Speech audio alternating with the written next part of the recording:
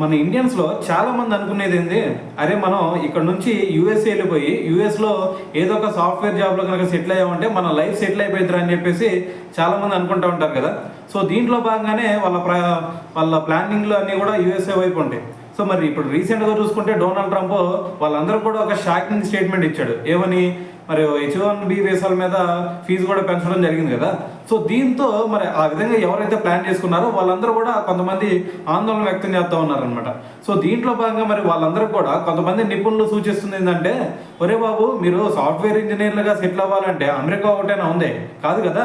ఇంకో పక్కన చూసుకుంటే యూరోప్ దేశాలు ఉన్నాయి, దాని తర్వాత ఆస్ట్రేలియా ఉంది, న్యూజిలాండ్ ఉంది, ఇంకా చెప్పాలంటే జపాన్లో కూడా మరి ఈ సాఫ్ట్వేర్లకి సంబంధించినటువంటి కొరత ఉంది. సో మరి మీరు అక్కడికి కూడా వెళ్ళి ట్రై చేయొచ్చు కదా. సో కాబట్టి మీరు ఒకటే గుర్తుపెట్టుకోండి, యూఎస్ఏకి సంబంధించి H1B వీసాల మీద మరి ఫీజు పెంచాడని చెప్పేసి మీరు ఆందోళన చెందాల్సిన అవసరం లేదు. జస్ట్ మీకు ఏవైతే స్కిల్స్ ఉన్నాయో వాటిని ఇంకా ఇంప్రూవ్ చేసుకోండి.